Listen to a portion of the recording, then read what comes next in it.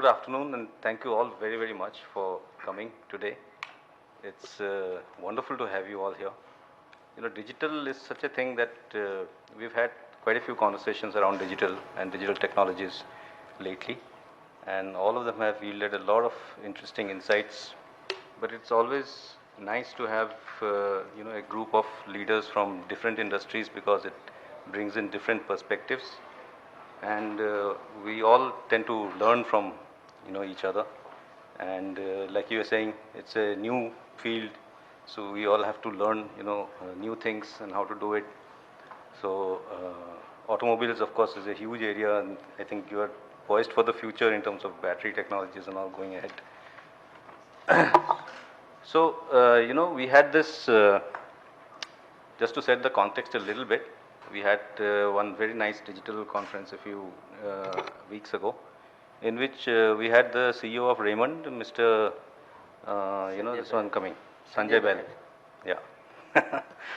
So Sanjay Bell made a very. We were having this discussion around how and whether India can become a $5 trillion economy by 2025, and there were quite some good people there, and all of them felt that it was probably an underestimate, and that $5 trillion we would reach in any case, even if we did nothing extraordinary, unless we go on a suicidal mission or something. But $5 trillion, the way we are going, compounded the GDP growth, we can easily reach there by 2025. And Sanjay felt that we would be positively surprised and probably do much better than that. We had Amitabh Kant also come to that conference, and he came and in his usual impassioned way of speaking, he gave a very passionate speech. He was supposed to speak for 10 minutes. He went on for 30 minutes, but nobody, complained because he spoke very well. So Amitabh Kant threw down this gauntlet to the private sector, saying that government is doing everything around digital transformation, and the private sector is lagging far, far behind us. You guys have to learn from us, and the main target for us is to take manufacturing to 25%, because that's where the jobs are going to be. I tended to agree with most of what Amitabh said, except this, because manufacturing is really not where possibly the jobs are going to be in future, given the extent of automation and robotics that's coming into that sector. But what Sanjay said made a very interesting point. He said that we'll reach $5 trillion for sure. Manufacturing 25%, we won't reach for sure. But the deficit that's going to be there is going to be made up by digital. The way the digital business is growing, digital is going to account for a large section of our GDP by 2025-27. There was another report which Salesforce sent to me, Vikrant sent to me, on I think it was McKinsey, which said that we'll reach $6 trillion by 2027, which again seems to me to be an underestimate following that discussion. So hopefully we'll all get there, but digital technology, of course, is turning out to be very, very important, not only for businesses, but even for society. Everybody is on the phone these days. The phone is more powerful than the supercomputer of yore. So there's a lot of change happening. Business models are changing in businesses. How you approach business, how you approach your supply chains, how you approach the consumer, how you approach your own business, your own employees. Everything is getting into a dramatic, transformation. Transformation, I think, is a hugely overused phrase in terms of the digital thing, but it's probably true. So one thing that came out, like I mentioned to all of you in my emails, that this is the second discussion that we're having on this. One of the things that came out in the Mumbai discussion that we had before this is that there needs to be a lot of boardroom push for digital, which is not there, because a lot of boardrooms in India don't understand technology. The intuitiveness of technology is missing in boardrooms, and so there needs to be a lot of coaching. So it makes me really happy as a journalist. I've been covering IT and all for several years, but to see so many CEO level people at the table coming to talk about digital is really fantastic, because that shows the shift that is happening in this country right at this present time. So I hope we have a fantastic discussion. We are really grateful to Salesforce, Vijayant and his team for giving us this opportunity to conduct these discussions, which are so very critical to all of us. And hopefully, by the time we leave this room, all of us will have learned at least 2 or 3 things to take away from this discussion that we can action on Monday, right? So the way we'll do this is a simple group discussion. I think Uday Sodhi is still not here, is somewhere on the way. So when he comes, he can join. I think providentially his seat is right at the corner, so he can come and join there whenever he steps in. So, and we'll now, after my closing, opening remarks, we'll have a discussion around some of the questions that I had shared with you. There were too many questions, of course. I think Mr. Jacob called me this morning, and we had a nice chat. We'll probably not have, even in 2 hours, we'll probably not be able to cover all those questions because there will be a lot of thoughts here. But that's okay. We'll take on the most important ones, the most critical ones. And after the discussion, I would encourage all of you, to take this as an interactive group discussion and not just wait for questions from me. So if you have a question to ask of someone, or if you have a point to make against what somebody has said, feel free to do that. That only makes for a more engaging, conversation. And at the end of the discussion, I'll request Vijayant to give a vote of thanks. We'll have a group photograph taken, and we'll have a small corporate video of Salesforce played. And then we'll break for tea, coffee, and networking. Sounds good? Okay. So let us begin. The first question that I had about the fourth industrial revolution, I think all of us understand what it is. And we did a show of hands in Bombay to say, how many of us believe that the digital and the fourth industrial revolution is more an opportunity than a challenge? Because there is a lot of talk about the challenges. Let's have a show of hands. Is it more an opportunity than a challenge? More a challenge. It's more a challenge for the society in large. So why don't you start? Tell us. Why is it more a challenge? So, It's on. It's on, right, yeah. At the end of it, it may still be a very great, transformation the society has achieved, but the journey itself will be very, very painful from all angles, Okay. right? At a very summary level, there will be a lot of population which will not have any work to do, because everything will be automated, digitized and so on, or they will go through a phase of reskilling, and that may take X number of years or whatever it takes for the entire generation around the globe to have that, because digital, unlike industrial revolution, is very localized. Industries are set up in Britain or in some parts of Europe, and everything was taken from the colonies and moved in, and then the output came from there to be sold to the rest of the markets. This revolution will be across the globe at the same time. Right. And which means that the journey to achieving the end goal will be very, very painful for one generation, 20 years or 15 years, because they will go through a lot of change of roles, jobs, the way they are used to doing things, etc. There will also be alongside a lot of ethical questions which will come about. Is this the way humanity is supposed to run, and so on. We have heard some minor components of it as far as the, let us say, genetically modified foods are concerned, which is still not allowed in India. But there will be more of techno-ethical issues which impact humanity will start to come into play. Top line, let us say, take one example, robotic surgery. Whose liability is it? Okay. The robots, isn't it? or for that matter, designer babies. Designer babies. So we will have a lot of techno-ethical, legal questions being asked, for which humanity hasn't seen a lot of good answers in the past. We have kept them away. So those things will start to come to the fore. A driverless car will still have accidents, right? Who pays? All those things have to evolve, which may give rise for new skills, but there will be one set of people who will go through this. So it's a bit like people who migrated from India to, let us say, all the colonies, erstwhile colonies past. They went through a lot of suffering and so on and so forth. In a similar fashion across the globe, because it is going to be one scale launch, or one time launch, instantaneous launch, it will have ramifications all over. Actually, there will be far more ramifications also. So, for instance, we have these artificial intelligence algorithms being programmed now.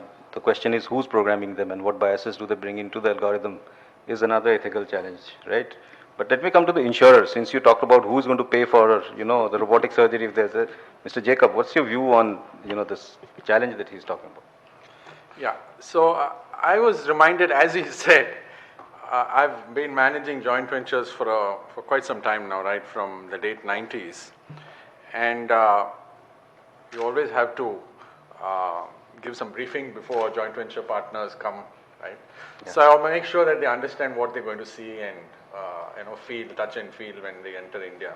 So I always tell them much ahead of their arrival that India is a land of chaos, right?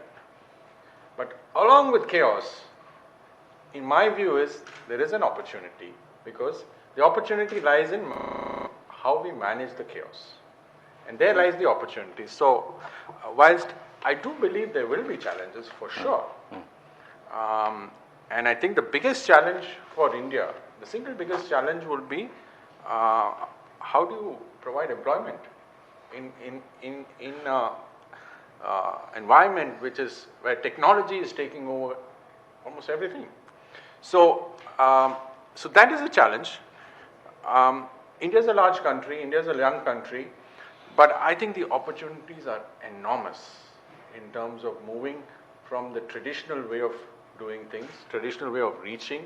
We haven't even reached several geographies in a number of products and services. Healthcare, which I'm part of, we're now talking about 500 million needed to be served, be ready to be served in the next few months before the whole thing. So, I think while I would agree there are challenges, but I think it is up to us to convert it into opportunities. Right. That's what my role would be in this. Very well said. I think that's the role that all of us will have to play in terms of making things easier.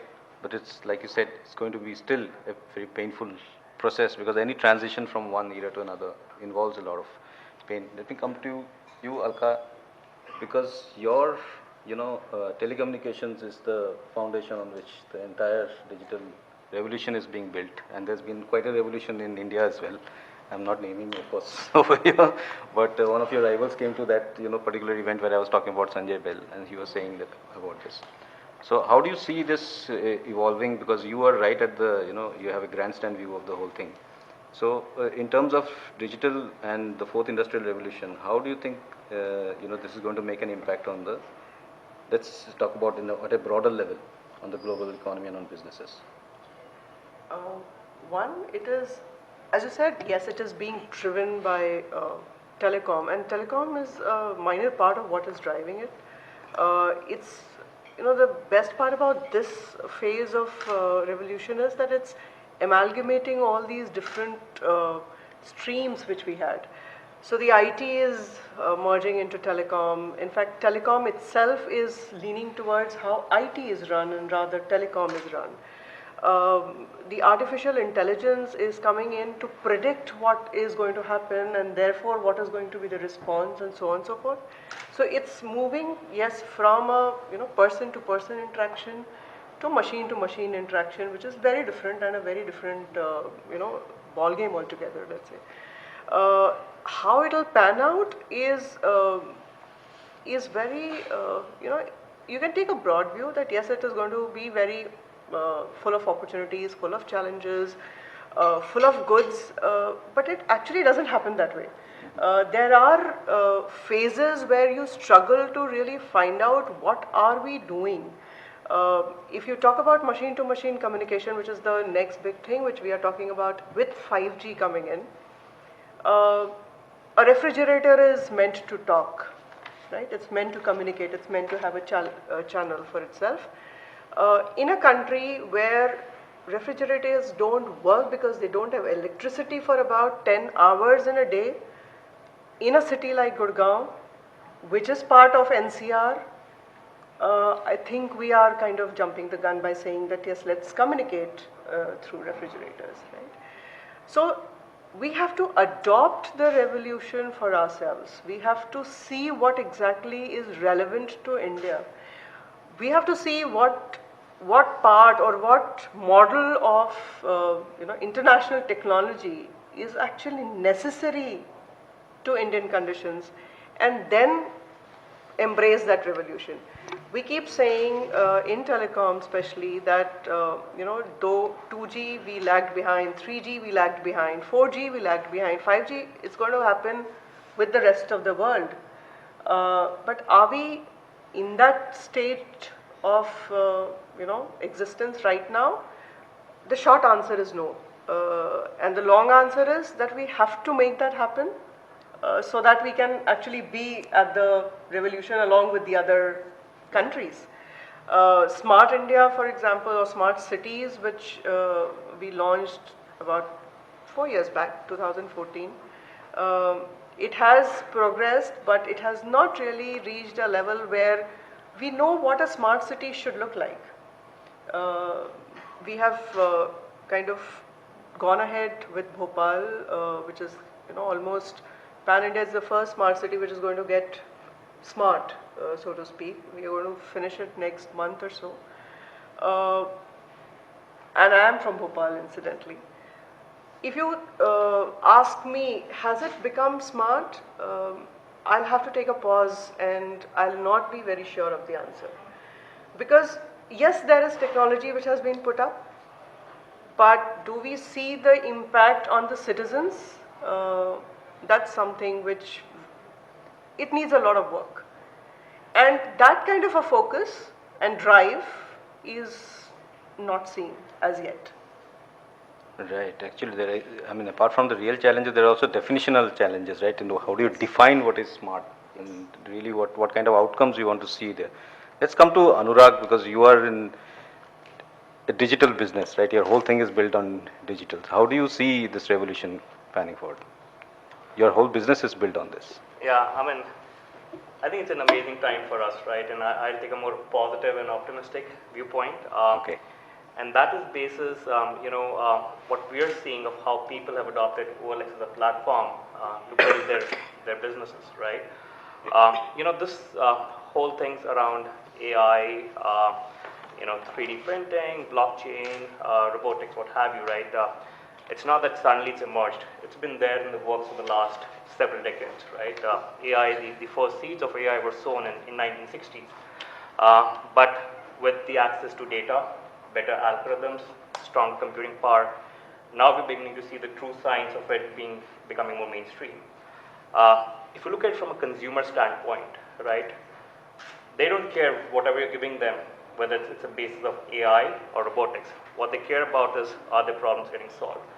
And to that extent, when we look at the last 5-7 years, the internet penetration in India, right, smartphone being in the hands of so many more people now. There are almost 300 million people in India who have access to smartphone, projected to go up to 500 million.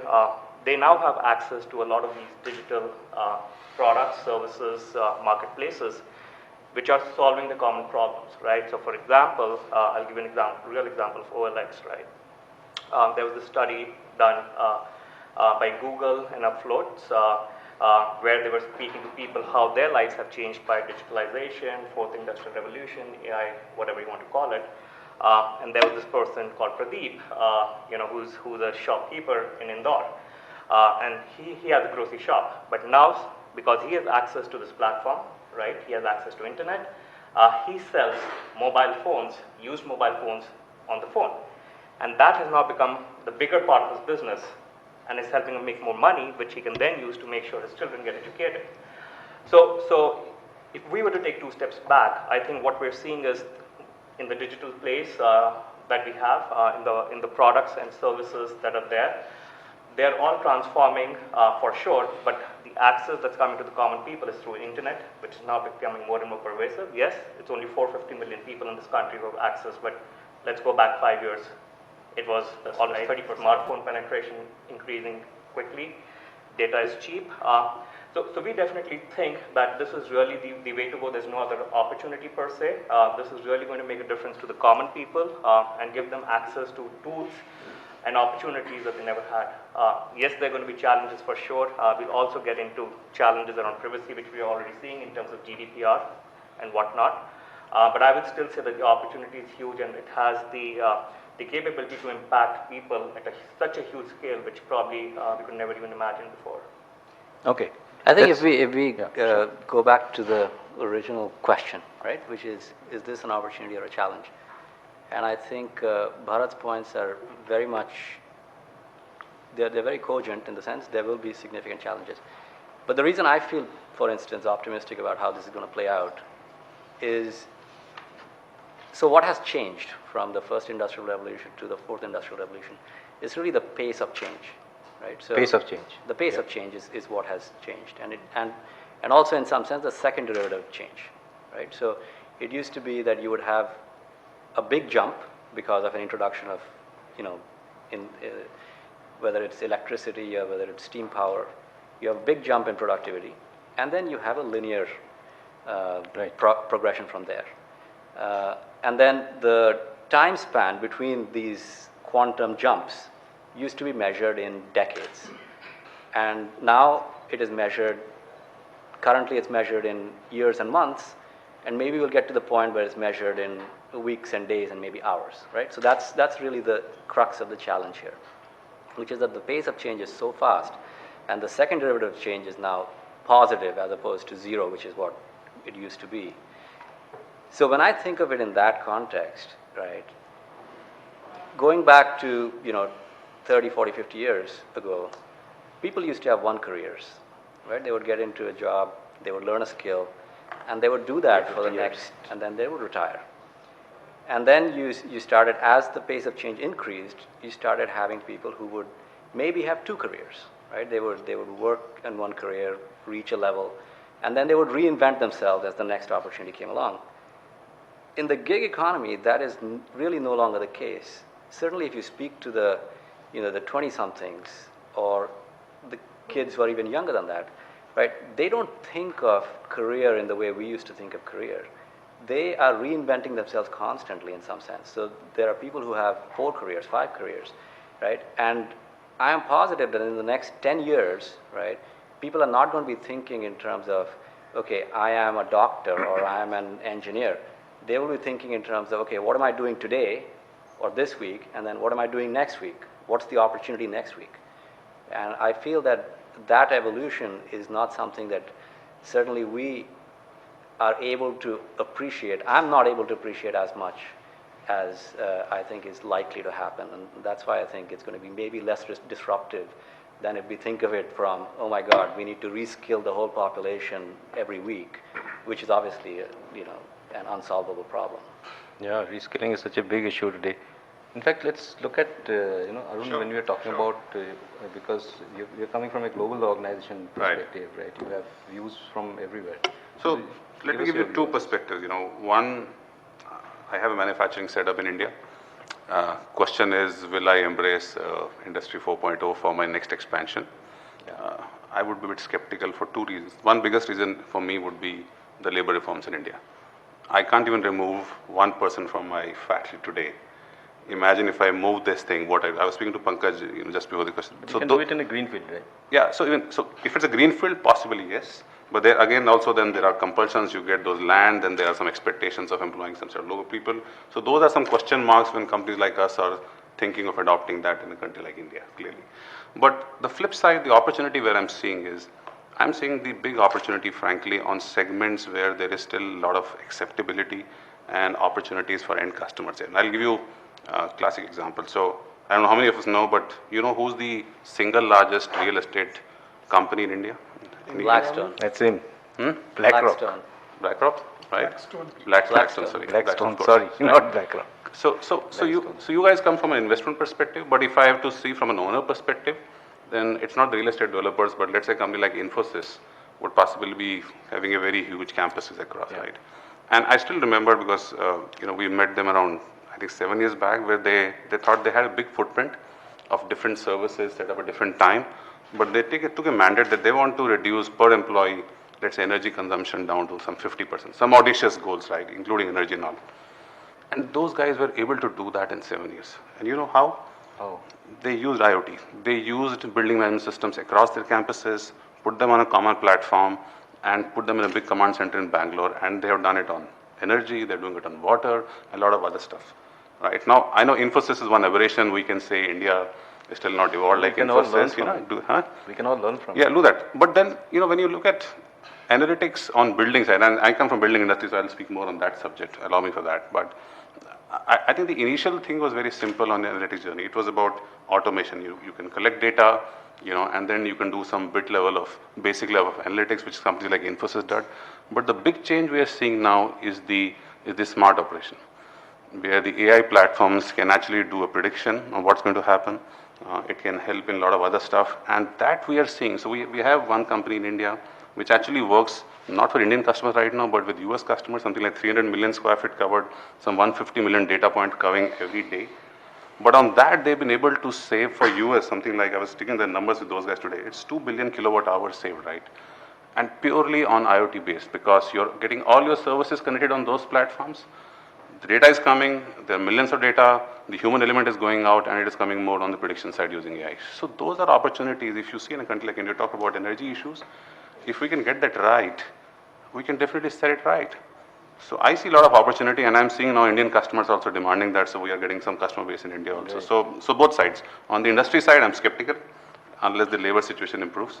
But I think on the customer side, definitely going to do that. But those issues are transient, right? Yeah. I mean, the issues are transient. They are today's issues. They won't be tomorrow's issues. True. Right. True. So I think, one of the challenges both you raised was around energy. Right. And we are in the energy space. Yeah. So I think one of the key determinants or hypothesis of why this revolution would be transformational and lever would be energy. And energy is a space where a lot of revolution from a digital point of view, whether it's connected homes, you talked of talking refrigerators. So leveraging solar, grid, and home energy storage solutions with a connected home is going to be the future, where power availability is critical for getting that revolution going. And that's the space which will drive significant transformations as we are looking at in this area. It just reminded me of a small joke which Salman Khan had said in one of the Karan Johar programs, that keeps coming. You remember that, right? So he was on a flight with somebody, and the guy said, I have this phone, and the god of the plane, he said, look at me, I'm just pressing some buttons and the AC in my home is going to switch on and all. So Salman said, yeah, I also can do it, So he picked up his phone and said, he called his guard and said, switch on the AC. So he said, see, I can also do it, but it's much simpler than yours and less expensive. But, jokes aside, I think energy is really going to be, and when you're talking about greenfield, it reminded me about, new factories and all. It reminded me that in automobiles, one auto component manufacturer once had said that his old factory would have, let's say, around 4,000 employees. It's a tire company. It would have 4,000 employees and a productivity of, let's say, X production, capacity of X. Whereas the new factory, which is set up, let's say, a year or two ago, would have about 1,000 employees. True. And a production capacity of 4X.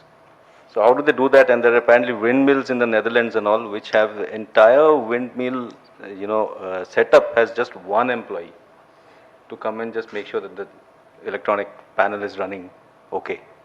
So that is. So I wanted your view on Pankaj on this whole thing, and automobiles is such a huge. We also talked about crashing of, self-driven cars. You're not into self-driven yet, but your view on this. Yeah, first of all, I would like to say that, the technology has been changing for centuries and decades, and I have seen the kind of panic which was there 30 years back. When I entered into the corporate world, I was seen as a disruptor because I knew Microsoft Excel and PowerPoint, and the people then were not knowing that, and they said, oh, some computer literate has come, he will destroy us. And nothing changed. The people who were not adapting to those change with the kind of technology that was coming in, they were like computer illiterate at that time, and they would ask the assistant to say, okay, get me the printout, and then they'll write something on it and say, okay, go and type and send it back. So gone are the days now. Even you don't have secretaries with some of the top CEOs. So the change is there. Now, how the adapting to the change and the attitude towards the new technology is something which has to be adopted by all of us, even if it is artificial intelligence. Let me go even further back. I've seen when I was growing in a school, there was a debate going on that whether India should have the color television or a black and white television. And there was a debate that India is a poor country, we should never have a color television, we should have a black and white television. So from there to when the computer came in, when the mobile phone came in, and today the technology is, we're talking about artificial intelligence. I haven't seen jobs being going away. It's only the people who do not have the attitude to change, they have gone out. rest of the people, they have all adapted and they've really grown. And I see that with India being the largest youth population of the world, and they are so much ingrained into these technologies, and they are so literate with everything that's going on. They know much more than what we know. I don't see with this artificial intelligence coming in or something more coming in the next, as Shiv said, in weeks or days things are changing. They are very adaptable to these change. That's very scary for organizations especially. Yeah, I also got scared if in hours. I think Rajiv is going to have a tough time if things keep changing in daily basis. So I feel that this change would happen, and our youth is very well prepared. What I would like to think is that what's missing right now is that we have to learn from our past and also adapt the technology. Unfortunately, Gurpreet was talking about the energy, and I have a very strong viewpoint there. In fact, if you remember in the last forum also I spoke about it, that we have to see that there are various forms of energy, and we are all, in fact, we are also energy. We just change form from one form to another. Energy cannot be created, cannot be destroyed. So you have to just maneuver one energy form to another. And we are living in a country where we have a past where we are talking about Pushpak Viman being run in Ramayana, So what fuel was used in that? What energy was used into that? Why don't you invest some time to understand whether it was solar energy, or there was a combination of solar energy and some, some air, something? So what was that? We figure those things out and we implement with the modern technology. Maybe use AI for that, and we learn that what we can do. Today, we have, as an automobile company, we have a full range of product. We have petrol, diesel, electric vehicles. We also have solutions of, from say, lead acid batteries to use to lithium ion. We're talking about number of new lithium, titanium technology, and so many things are coming up. The key factor remains the same, that whether we are accepting the change and what are we using the resource that we have. If we go back to the history of India, we are saying that we'll become 5 billion or 5 trillion or 7 trillion, and we'll be number 2, number 3, and maybe number 1 at some point of time. It's where we started from. So it was called Sone ke Chidiya when there was no technology, and all the individual youth and the power in the rural country was such that we were exporting goods all over the world. And so the real challenge today is to empower the youth to get into the entrepreneurship programs. Jobs would be less no matter what we try to do. Maybe the jobs are already, we are saying, the industry is growing, GDP is growing, but jobs are not getting created because of all these challenges, because of digitization and everything. So we have to channelize the energy into some other area, which is like creating more, entrepreneurial program to support the digitization. Right. So these are things that we need to do in order. I think it's a very important point, channelizing the energy is so very, very important. Otherwise, the demographic dividend goes the other way, and then we all land up in a deeper trouble than we anticipated. More chaos, right? To add to the chaos that we already have. In fact, Rajiv, I'll come to you after Nishant, since you're part of the host brigade. You get to speak last. Not last, of course. Last is for Vijayant. He gets that honor. But Nishant, you also give us the overall global perspective. Sure. Why not? I think first and foremost, thank you. It's already I'm getting very thrilled hearing all this. So thanks for such an interesting debate. I will start with a little funny incident based upon what the gentleman said about quickly learning and how our youth is able to learn things quickly. Right, so it's a personal story. My son, who is in 4th grade, he struggles with Hindi. He doesn't have books in his schools. All his work comes on a tab. All his homework is there. He's very apt at searching for his homework on Google. But Hindi is a subject where he struggles. Me and my wife, we are trying very hard. So every weekend on Friday, he gets a list of 10 words that he needs to remember and go for a dictation on a Monday. And his scores are 2 out of 10, and 0 out of 10, and 1 out of 10. That's where he is right now. And we have been trying very hard to reskill him and make him go back to the roots, Hindi, and to your point, Sone ki Chidiya. And as parents, we have to sign on his sheet. So after a lot of coaching, one day we saw him furiously practicing something on a piece of paper, and I felt very good that maybe he has got the message now. And he's practicing hard and reskilling himself. When we looked closely, he was practicing my signatures. Right? That's smarter than you thought. So that was his definition of reskilling and how can I do away with the problem at hand. But on a serious note, I think the perspective that I want to bring in is for India to compete with the global industries, right? On one hand, we are talking about these challenges, labor reform, land reform. But on the other hand, other countries are moving ahead. They are adopting the fourth industrial revolution at a much faster pace. In this world of globalization, when we are supposed to compete with those firms, there is no option. So all the challenges, I mean, we cannot just take them as challenges. We have to find our way out of those challenges. Scale is a very, very important factor. If we have to scale our businesses, if we have to really aim as growth companies.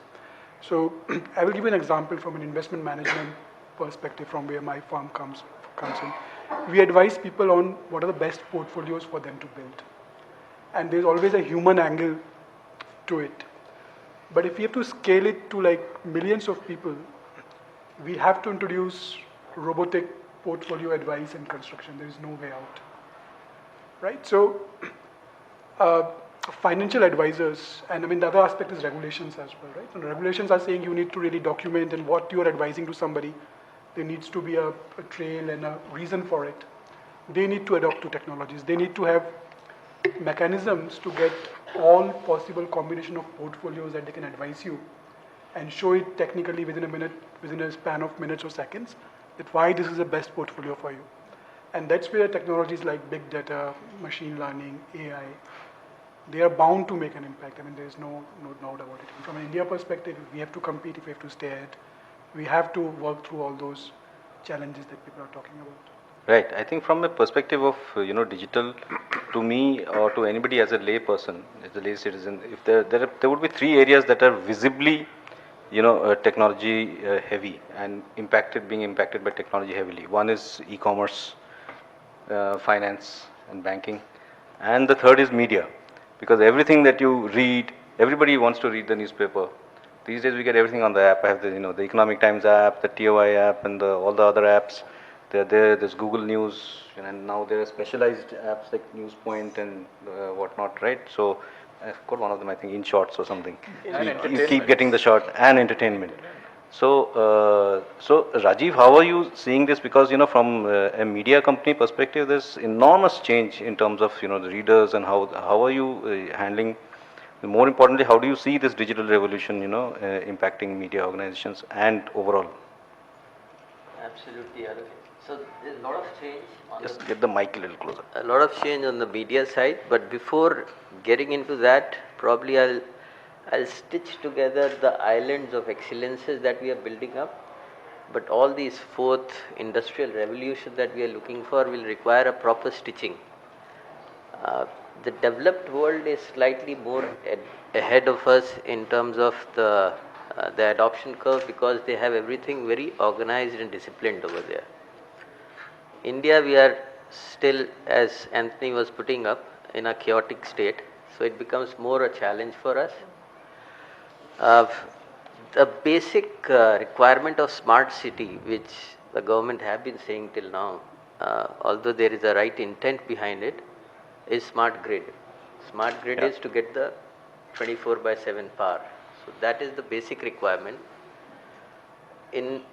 Only in Delhi and Bombay, I think we have private distribution companies, so that you can get a higher level of reliability. Yeah. Calcutta also, yeah. Calcutta also now. Rest everywhere there is a electricity boards and all, which are governed by a lot of other political compulsions also, and that's why they have the issues around whether even we have excess energy, they can't buy, they can't distribute, because otherwise the subsidy adds to their losses.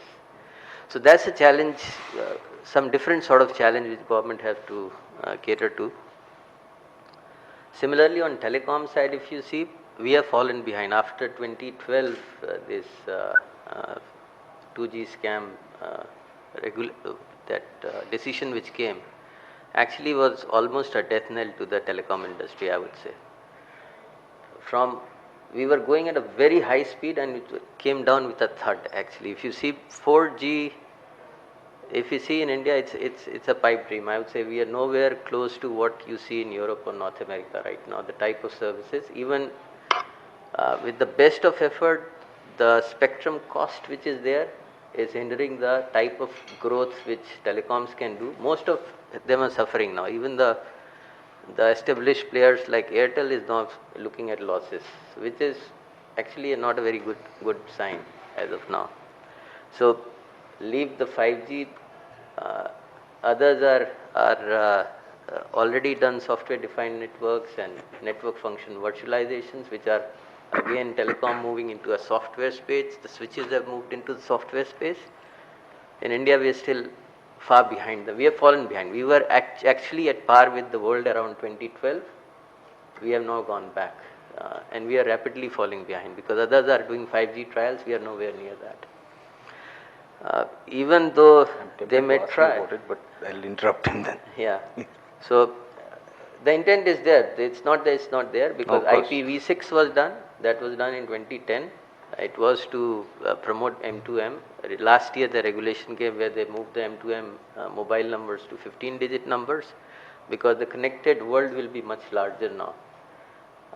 But we lack the discipline to achieve this type of amalgamation as you need for getting the fourth industrial revolution or the rest of the IoTs or AI to work properly in a very synchronized manner, as we call it. Now, coming to the media side, I would say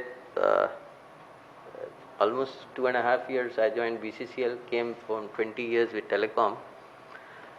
We were slightly legacy at that stage, I would say. We had a very basic application where we were informing. We had a website which had got, though hits equivalent to Facebook in India, you wouldn't be surprised. 2 billion hits coming on our websites. But still, we started with at least a hybrid integrated newsroom in our environment, which we have set up in our Delhi Express building office. So there we have put up bots. So earlier what was happening when infographics used to come up, so our executive editor used to say, I have to spend 5 days to collect the data even. So and pretty progressive editor, Rohit, if you know him. So he said if we can develop something around, and we developed bots for him, along with some of the young guys on Python and rest of the things. Now we are able to collect the data through web crawling within next like few hours.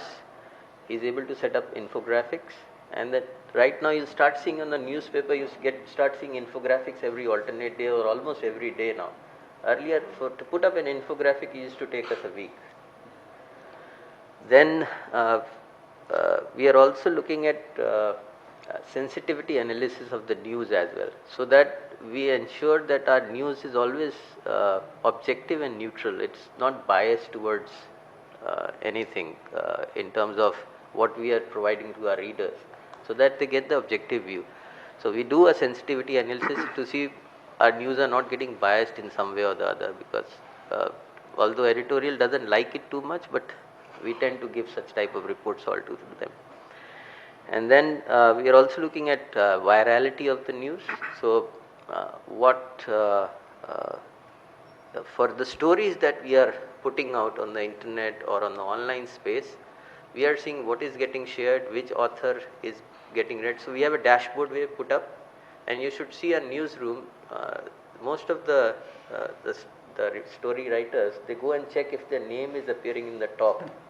So it's breeding a very healthy competition between them to write a high quality stories for online or for the print, because most of the editorial content goes from the print newsroom, because that's got a much larger, almost 2,000 editorial staff is there for various things and reporters. So that is there, and then we have started giving them filing stories from the remote as well, and then a slight trial with machine learning and artificial intelligence also we are doing, because earlier what used to happen, say RBI generates a table and give out, this is the report of the economic health of the company, then somebody has to go through the table, write everything and then produce in a story form. Today there are softwares which can just go through it, produce a similar type of a report, a story, and the editors can just check it out if it's fine or not.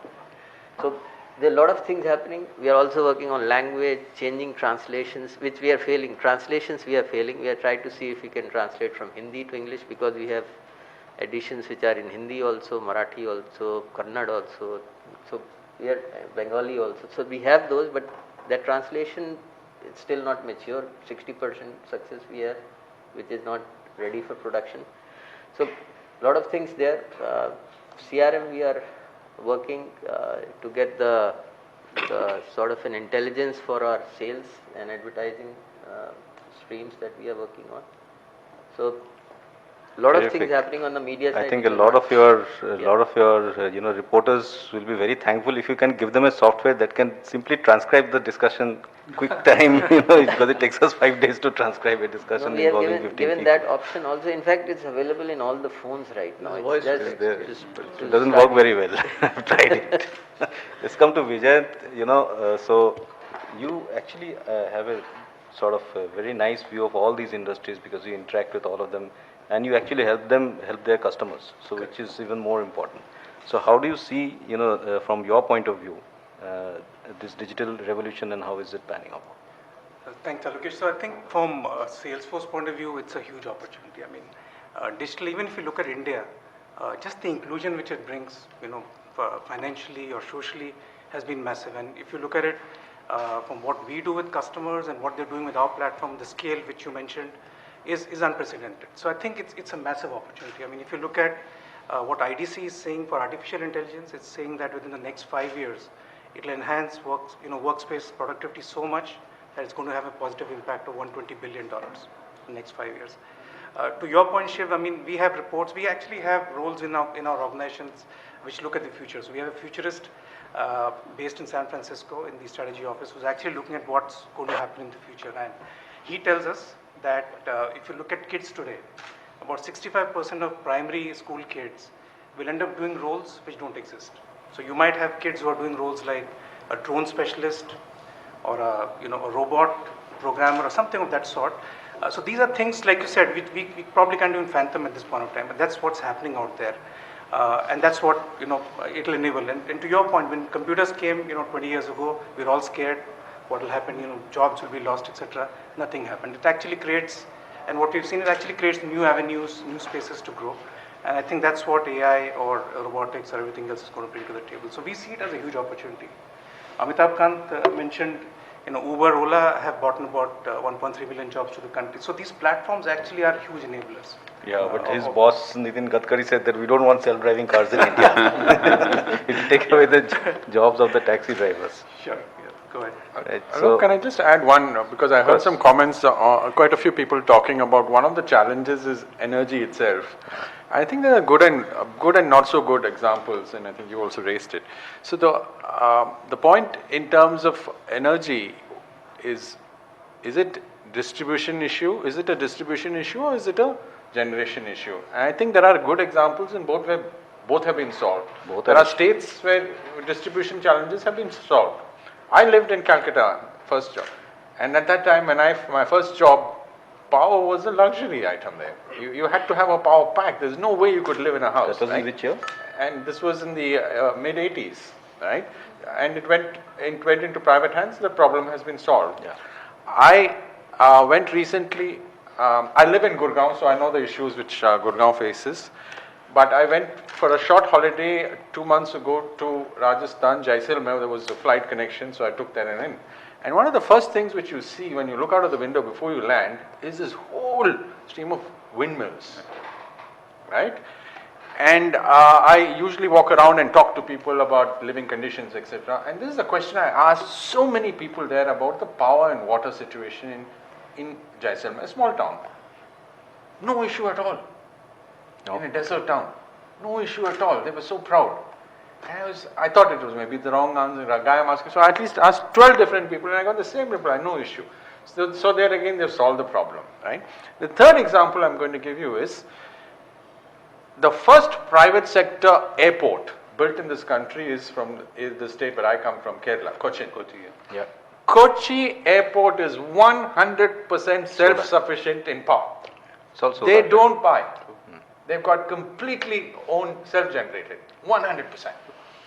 Terrific example. So, I think the issue which none of us spoke about, which I think is going to be a big challenge, and I don't see the solution so easily, is water. Water is a big problem. Water is not as easy to solve than power. True. Water, of course, I don't know if technology can help in water, but it can possibly help in, in turning the seawater into... Desalination is probably the... Actually, it can help by IoT because you kind of monitor the use of water and possibly the wastage of water, which is a big It can part. certainly help because It helps. India is one of the few countries where there is no meter, at least most states don't have a meter for consumption. I lived in New Zealand and I had bills which were as fat as electricity bills on water consumption. We don't have that. We have some flat rate which we pay. So on the point of water, and I actually don't have authority to back this up, but I've been told by people who should know that Delhi actually has more water per capita availability than say London or Paris. But we lose so much of it in transmission because of the infrastructure of transmission and the way it is set up that it ends up leading to water shortage. So certainly I feel technology can make You're a the huge expert on difference. that. You want to give some solutions there? No, so one of the areas where things are moving is, some broad statistics which MOUD will always give that 70% of India is yet to get built in terms of buildings, right, by 2030. So we need to build one Chicago all those numbers and figures you keep running. But the reality is when you're building that new space, there's a way to do this by which you can reduce water consumption, energy consumption, even waste disposal using technology. And so you talked about windmills and we talk about solar panel big time, which is the right thing to do. But the fundamental question is, before you go there, why can't you reduce the base load of a building by design intervention? And again, using technology. So there's this concept, I don't know how many of you know this, but there's this concept of green buildings, which is very popular in US. Yep. If you design all your buildings as green, you can possibly reduce your energy footprint by 30%, your water consumption by 30%, and waste and everything controlled in the right way. Once you've done that, then go for a wind energy and a solar. Right now, guys, everybody wants to go for renewable, which is good. But if you reduce the base load, your load on the renewables will be much lower. Then you got the best. So we need to learn from some of the wrong things which happened in West, and possibly as we're building up India. I think we can adopt technology, and IoT plays a very good role in this thing because you can monitor. Yep. It's all about measurement, right? But is there also a way to reduce the base load on existing buildings? Because, Exactly. I mean, you can create a new green building. It is. So using the same platforms which I said, there is an approach by which you go to existing buildings, and because the technology things which were used around 10 years back without IoT were running on their own. Now with the integration of everything which goes into a building, you can actually reduce. And there are enough case studies in India where it has been done. I mean, like I give you an example of Infosys, but there are 10 other examples in India where companies have done that. So you can do both on existing as well as new using, and technology is a very big element here. You have to measure it. Great. Actually, that brings me to the next question, because this is what we are talking about. What are some of the things that we are doing right, and some of the things that we are not doing right, and as a country, in terms of the proper use of technology and how we can use them. The way water is such a huge crisis for us. So let's have let's spend some 10-15 minutes on this. And what do you think is the real big challenges that where in our country is doing the right thing and where are we not doing the right thing, and what should be done?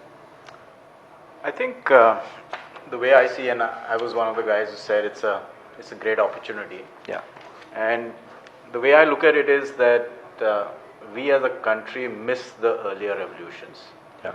And this is a moment for us to really leapfrog to a potential developed country. I see there is a lot of intent, entrepreneurial zeal, and I moved from a multinational environment to an entrepreneur-led organization, where even my personal mindset moved or changed to what I was seeing, what the future India is going to be.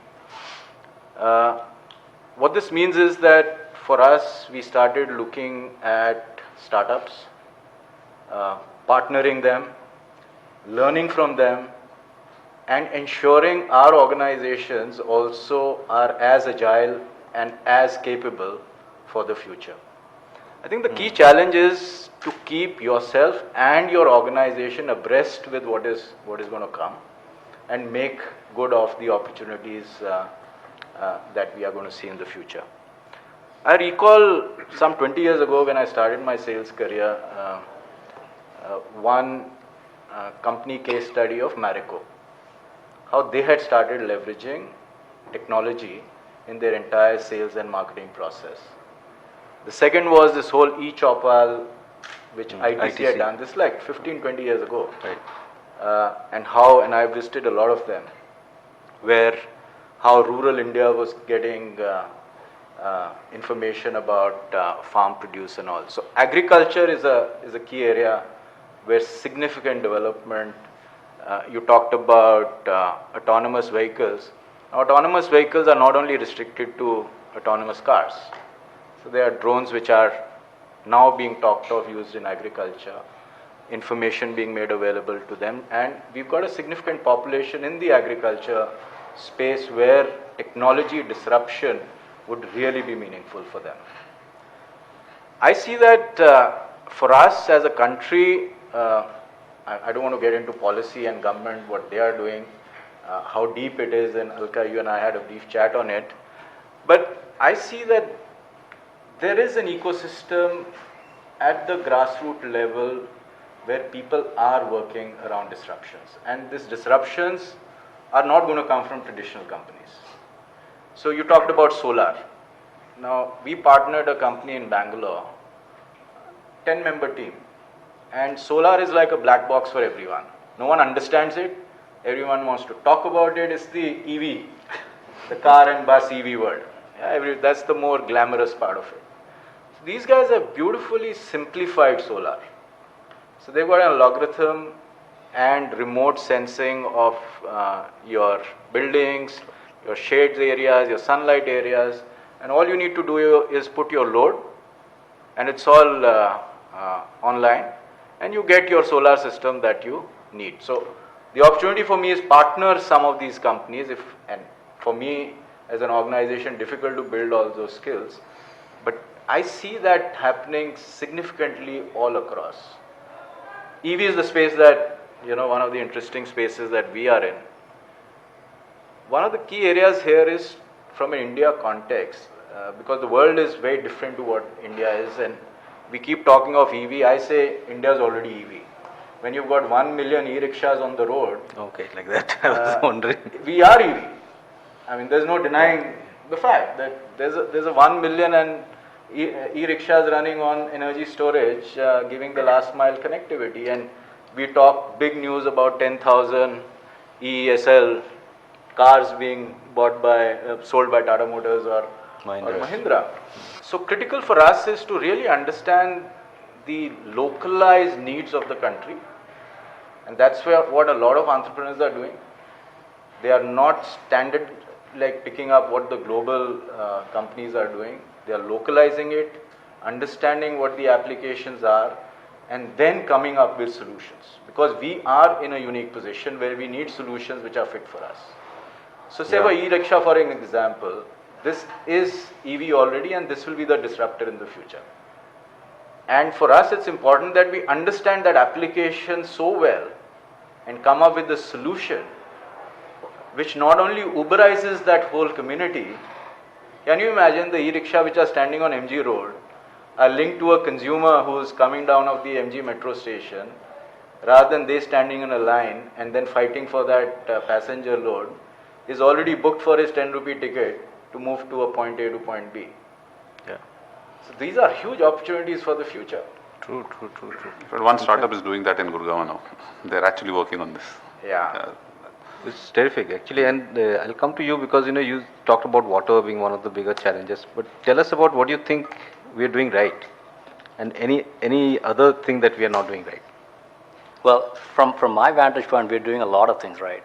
Okay, So, that's really encouraging to hear. You tell us some more.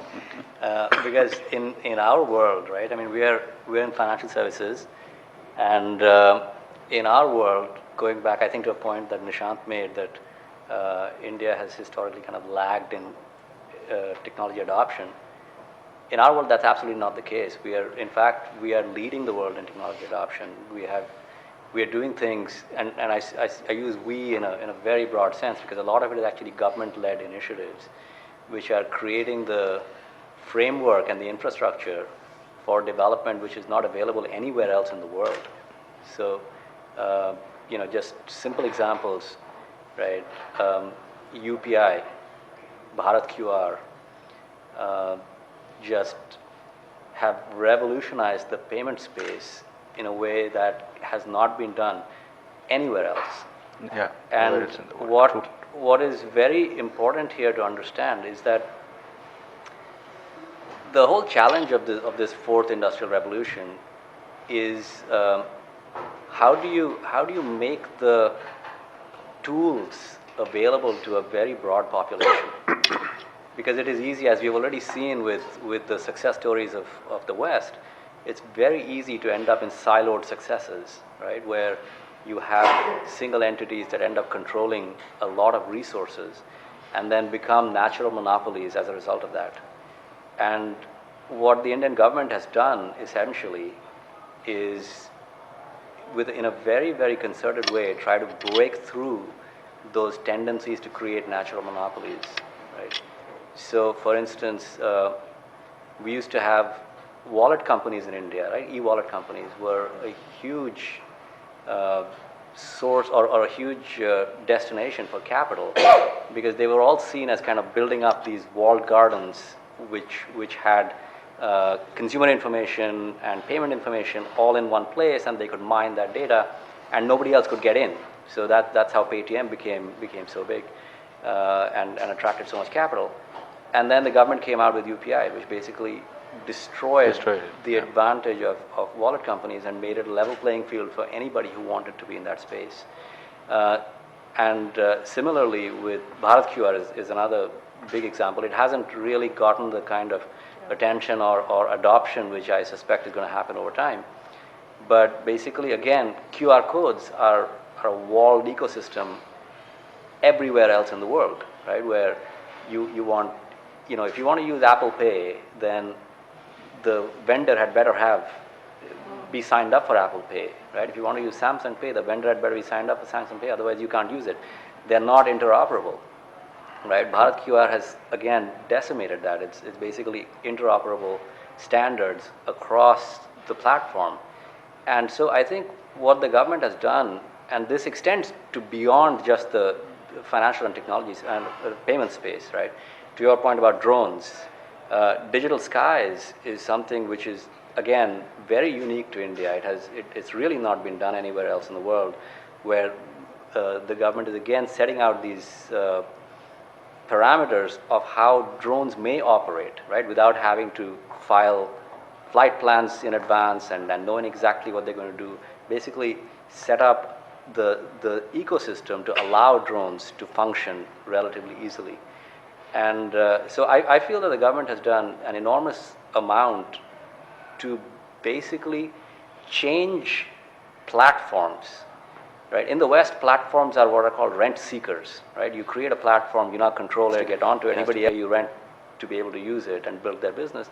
And I think the Indian government has basically created a much more democratized platform where other people can come out and build their business on without having to pay a high amount of rent to get into that business. So I'm actually very, very happy about how this... We all share your happiness, because I can now pay all my bills, sitting at home or from my phone, even when I'm traveling, and we don't have to go anywhere else. But Bharat, how do you... I'm sorry, just to elaborate on that in a little bit. Nowhere else in the world, at least to my knowledge, right, can you apply for a loan, get a credit approval, and get money in your bank account in a matter of minutes. And that is actually happening in India today, because we are doing it. And it's not possible anywhere else in the world because the architecture doesn't exist. Yeah, actually, we had another finance company in another discussion who said that there are too many regulations and then we could do everything digitally in no time at all, but the regulations hamper us, and so we continue to remain a phygital company rather than being a digital company, but we'll come to that.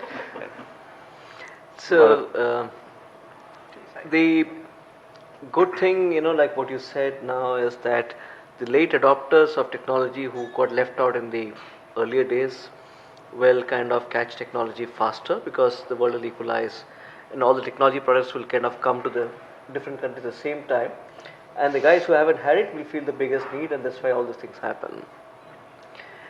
My considerations are two or three in what we have done so well and what we should do more of. If you go back in time, slightly 10 years back, the big IT boom was led by a liberalization and change in the education policy, which allowed for the so-called engineering colleges to flourish right across the country, led by, let us say, Manipal was the epitome of privatized government college education. The key question which we have to ask ourselves is, are we putting in the right education system which will get the skill sets for the future? Right, we talked of drone technology, we talked of robotic programming, we talked of smart building management, we talked of data analytics and so on.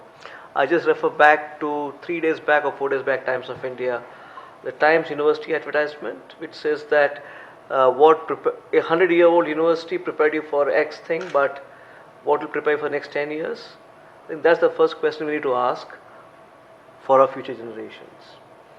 So where are we on education is one thing which we must always look for. We did something well, are we doing enough of it into the future? The second thing which strikes me is, as a country, and this is a personal view, not a company or a business view, because I've heard many of you speak from an industry perspective. I'm taking a slightly societal view on today's discussion, is we are still caught in a bit of meritocracy vis-a-vis affirmative action territory. Okay.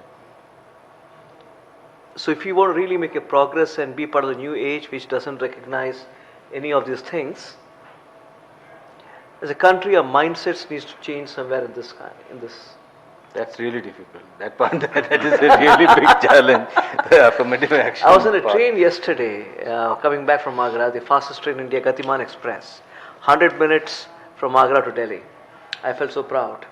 The train was delayed by 100 minutes because a tree fell on the track, and I got talking to this guy who was sitting opposite to me. He was MSc, this side talk, but I'll come back to the main talk. He was MSc in biotechnology, and he teaches Hindi literature in some college in Delhi. I got very intrigued and asked him, what do people who study Hindi literature do in life? It was a very offensive question in some sense, but he lectured me for 1 hour without a proper answer of how it will generate economic activity. So somewhere links to education in some sense, of what we are still teaching our people and so on. There's merit in what is there in the stuff we do today, but we look at the future as well. And this is where we had a talk into meritocracy vis-a-vis affirmative action, because he said every 5th year I'm reminded who I am, which caste I come from, and whom I should vote for, and so on and so forth. So that's what provoked my thought, as a societal impact point of view. The third is on regulation simplification. You talked of everything being nice, but I would like to have flexibility. From a medical industry perspective, we have the new Clinical Establishment Act, which is essentially a license Raj. Right? I was in telecom in the past, and I can tell you that the whole TRA, DOT, audit assessments is nothing but an audit Raj. Right? Why do you need circles in telecom? You should just migrate to cloud and keep everything in cloud, right? Technically. But you still have circles and all the kind of configurations just to kind of keep the employment cycle and the babudam going in some sense.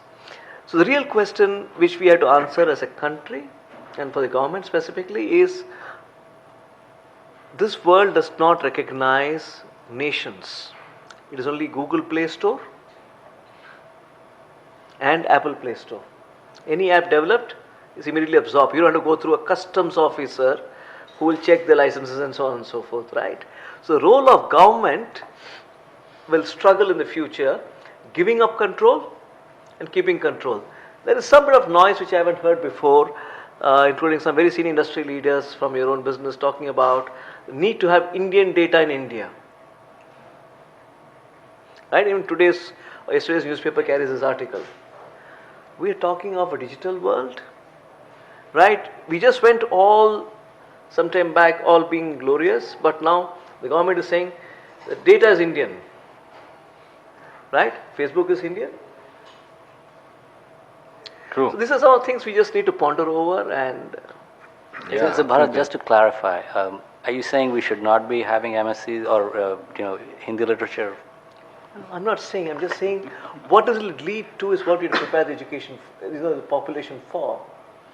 Because on one hand, each one of you spoke about, at the heart of it was, it is good for the consumer from a consumption perspective, but it will eliminate jobs. This was the tone which I heard multiple number of times. We have people who are doing this X number of times in the press. Now 6 weeks of man days has been shrunk to web crawlers and so on and so forth, right? So someone has lost his job. I was just thinking of it in Bombay. If you would go to any building, there was a lift man who would sit and close the door and open the door, right, for you. You don't find him anymore because the lifts have become smarter. They can sense where your hand is going and so on. So we are eliminating jobs on one hand. So what are you going to teach the population? Right? So I'm actually going the other way. I think it's important that we have more Hindi literature type of stuff being taught, because I think in the post Fourth Industrial Revolution world, I think the skills that are important are not going to be specific skills of being able to do something. It'll be the creativity and the ability to think laterally and interdisciplinarily.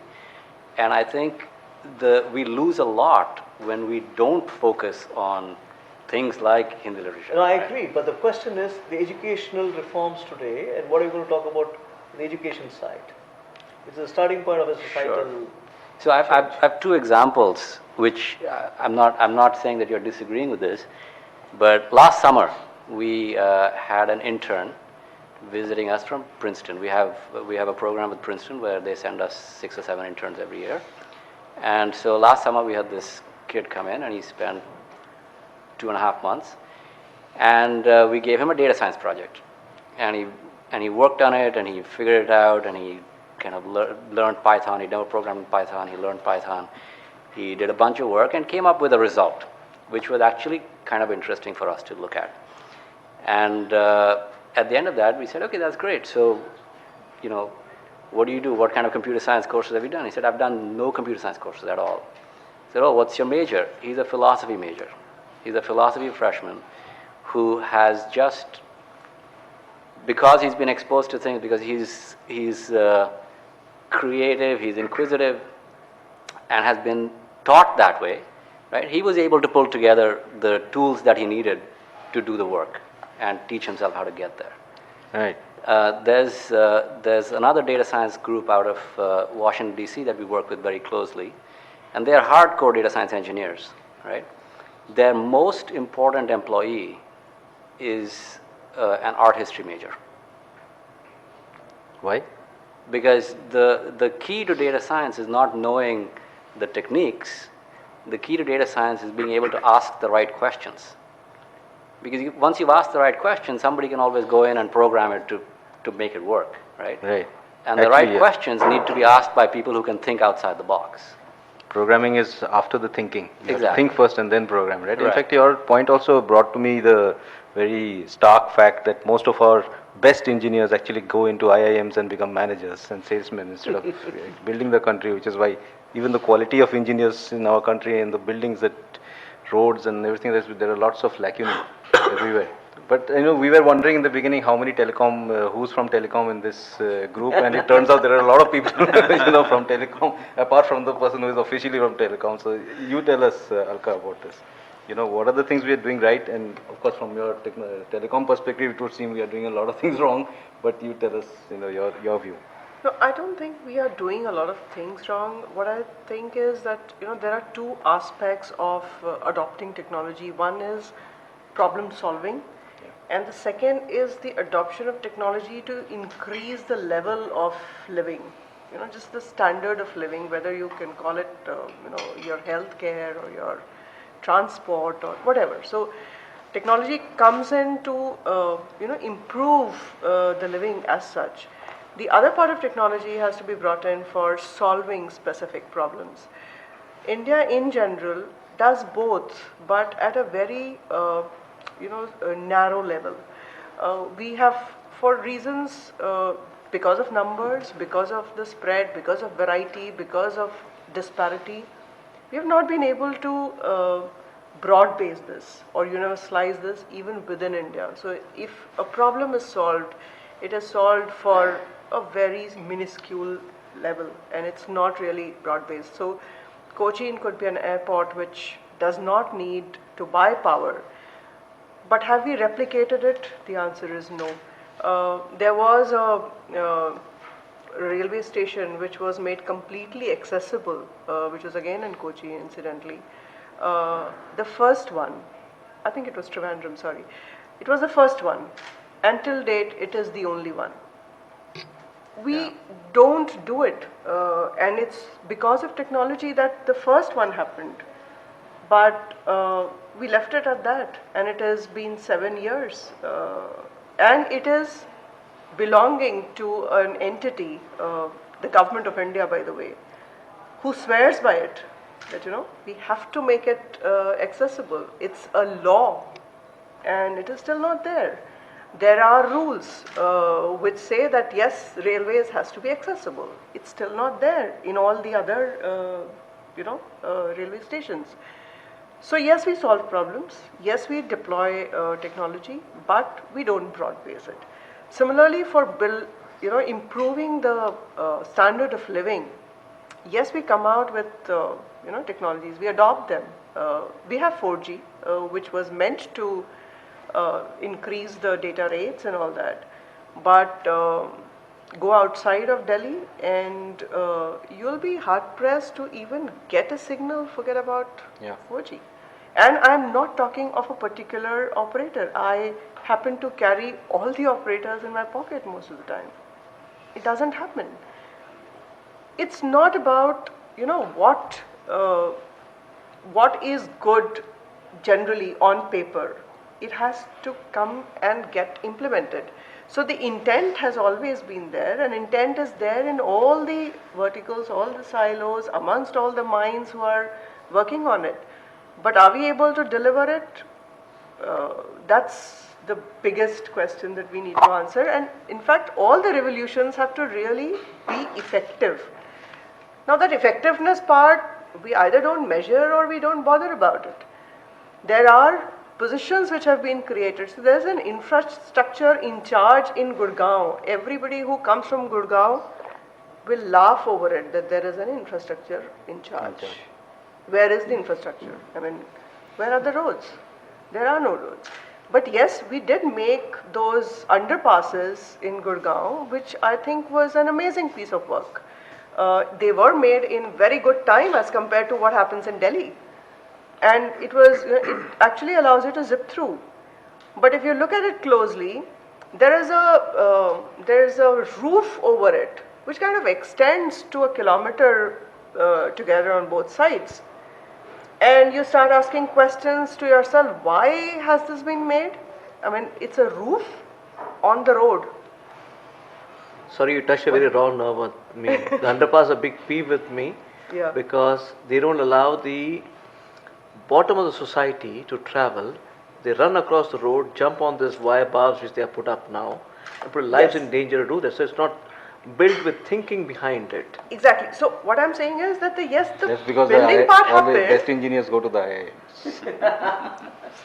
No, even, the point which he was making about education is this, that if you are giving an engineering degree and later on, whatever may be the institute, the basic quality of engineer has to be there. He's there to solve a problem using technology. Is he doing it or is she doing it is something which everybody has to be accountable for. And that is a big piece which is missing. You know, we are not measuring our own effectiveness. There is no accountability for most of the roles that we have in society, which is, you know, very necessary to put in the right perspective before we start jumping onto the bandwagon of the next revolution.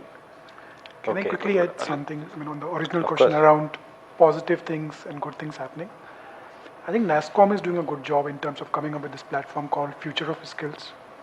Right? And what they are doing is for all the technologies that we are talking about, what are the skills needed, and can we lay down a roadmap for how can you go around building those skills? This is going to get launched very soon, and I think, having seen a initial demo of how it's going to work out, it is something that will sort of lay down how do we address the education gap and skill building gap using that platform. So a very good thing to keep an eye on. But just to add, Alka, on some of the broad-based things, so there are some poster boys. I would say Metro is one poster boy that they sort of replicate things across, and Yeah. and some of the stuff I was talking earlier about, all metro stations are now green actually. I mean, they do that. India is now sitting on some 5.4 billion square feet under green. So there are some, but I agree with you. How can we have an ecosystem where some of those good practices like a Kochi airport get replicated across all new airports? And that's something clearly missing from that. Yeah, scale and broad basing. I think Yeah, scale comes from in fact, organizations. I would just add, whilst there's so much to do, and India is a large geography as well as a large number, there are pockets which have shown change. For example, I'm sure all of us have passports, right? We've all been to this passport office 15 years ago and now. There's a huge change. Everything is transparent now. I mean, I'm amazed at the speed at which it happens and the transparency at which it happens compared to 10 years ago when you didn't know what the hell was happening to your passport. Yeah, absolutely. So, and similarly, I don't know if I'm one of those unlucky ones. Every year I get, for my income tax returns, my return gets picked up for scrutiny, right? And now it's on email. The correspondence is on email. And I'm up to date. As of last year, I'm completely, my file is closed. Yeah. They have queries, it's answered. So I think there's lots of change happening, but are we happy with with the space and the richness? Certainly not. I think there's lots to do. Sure. I think, given the pace at which we are talking and the pace at which time is passing away, if we stay with the difficulty and challenges and thing of our country, we'll probably end up, eating up all the time. So let's move on to the next part, which is basically what about our organizations themselves? So the big thing, one of my big learnings, during this last 3-4 months over, doing several of these roundtables, is that there is a huge distinction between the digitization of the third industrial revolution when there was the computers and IT, and the digitalization of technology today in the fourth industrial revolution, which is something even the definition of digitalization is being debated, but it's probably generally now understood. So the question is, how many of our organizations really understand that, that kind of differentiation, and the question of technology, not just a CRM, but predictive, right? In terms of how you can do your business better, how you can manage, how you can bring things down from, productivity up and bring timelines down. So let us just talk a little bit about, maybe you, Vijayant, you can start off this particular, because you're looking at, so many industries together. Yeah, Organizations need to have a correct, proper way to think through a digital strategy to become a digital organization. And very few digital organizations really in worldwide. I mean, I'm not talking of India necessarily, but how are you seeing different industries taking to this? And what is the right way to go about building a digital strategy for an organization that, let's say, is starting to think today? I think the place to start is your customer. So I mean, if you look at the customer today, he himself has different expectations. He's digital anyway, he's connected. So the expectation of most companies' customers itself is completely different. And if they find that the experience they have with a particular organization is not the same what they get with, say, WhatsApp interaction, or even Facebook for that matter, they expect that, and that's table stakes now. So I mean, they expect that organizations they deal with will be digital, they will be responding in real time, they will be proactive, they don't want to be talking to somebody. They would expect a lot of automated responses, to be taking care of mundane tasks and those sort of things. So I think a good space to start is actually understanding what your customer wants, because the customer has changed. And we have seen organizations who have not understood their customers actually, being outflanked by maybe a startup coming in there doing the job. But eventually, us as customers, we have changed, and I think it's the same with our customers. So the core of a digital strategy actually is your customer. If you look at your customer, what they want, possibly, you frame a strategy around that. That's a starting point. So start thinking of your customer and then start with the technology or start with the process? It's a combination of both. So the good thing is there's lots of technology available today, lots of options, a lot of platforms you can go with, and then you would have to look at the process as to how do you actually put that together, get other fundamentals there. But I would think it's a combination of both. That's a big challenge also, because by the time you realize what you need to do, there are others who have sped ahead of you. Right? Exactly. Just, when you talk of start with the customer, what I've realized is that even to have the ability within the organization to think outside in from a digital perspective is a starting challenge. Exactly. Because when I look at myself, I was competent deficient in this whole space. And when I look at my wider organization, there is a huge competence deficiency in this whole space. Now, when we are operating with such a black box where we don't know what we don't know, then our tendency would be to operate with the customer the way we know it. We don't know what we don't know. And I think that's where I see it as a starting point. How do I build competence within myself and within my leadership, or get skill within the organization? First, the realization that this is important. There will be disruption in my industry. Get the skill in, and then the process will start. What is my consumer expecting? What is my channel? And how do I make the consumer journey? I think there is this whole piece where I strongly believe that No, is very, very critical. It's like getting curiosity back on the table. So we need to get curious again, understand what the customer, and like you said, we don't know that. It's actually fundamentally changing the way everybody thinks. It's also a question of how do you know what skill to bring in if you don't know what you're going to do. We don't know. Yeah, so just, you made that point, or someone made that point about, air conditioning switched on from that flight. Yeah. I was in a remote area in Punjab, and I just asked, it was an air conditioning shop, and I said, how's Lloyd's doing?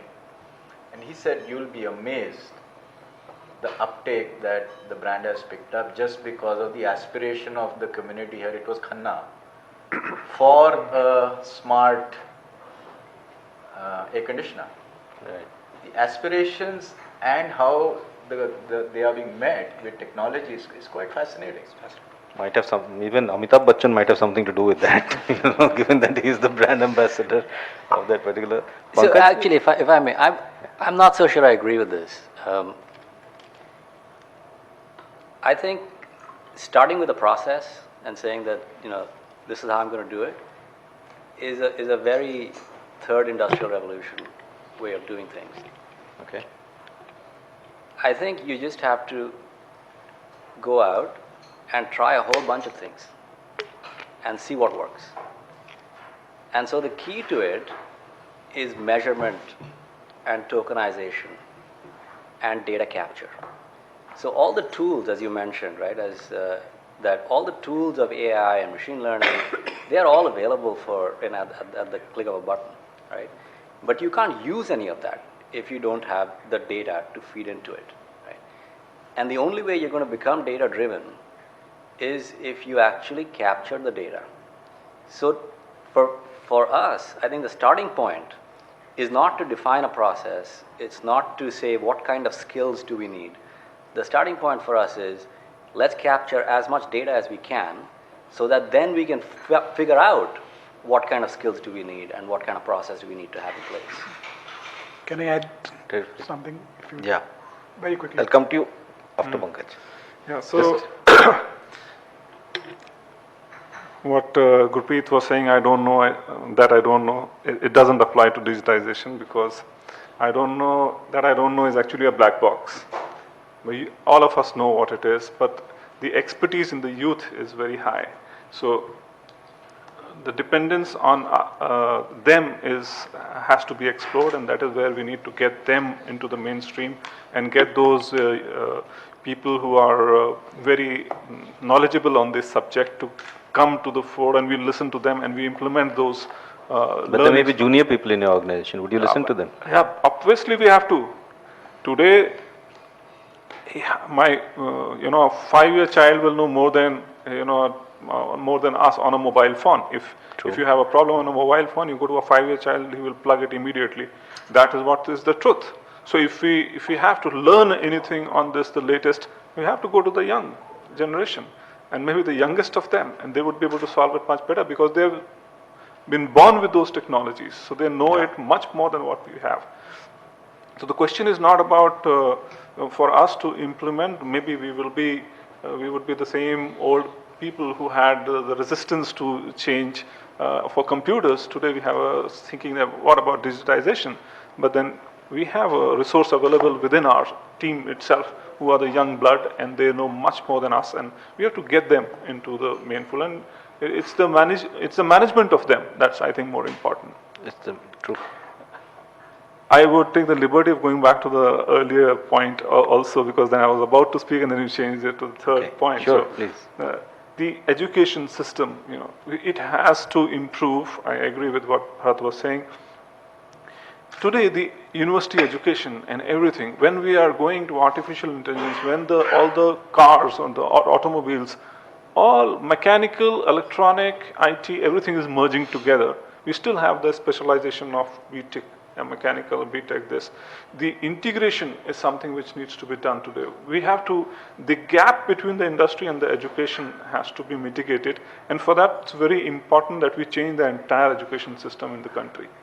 The education system has not changed. It is still the same old way that we were studying. If you go to US and try to study, we have humanities, science, and complex and varied subjects we can take. In India, it's still the same. I am a science student or I am an arts student and I can't take physics. Whereas all those things have to undergo a change in the world where everything is becoming digital, everything is becoming very simplistic, at the same time complex. So we have to get the root cause of this problem that we are facing today is because the education system is very, very rigid and their flexibility needs to be done. For example, in my trade, the electric vehicles which are there, the implementation of the electric vehicles has always been, we started at the same time when China started. China is far ahead of us. We have not been able to capitalize on that. We started with a two-wheeler, it failed miserably. All the companies we invested into got into a problem. And today, again, the government is coming into the fold to say, we want this electric vehicles to come and become more popular. But then what has happened with the customers in the past, what baggage they carry, and what is the pool of talent that we have today, and what are we doing to create that talent in the country to develop these new technologies? If we have the rigid education system, it's very difficult to get them on board and come to the industry and try to face competition where everything is changing so rapidly, and we have a rigid education system where the person comes in and he specializes in only one small aspect of the business.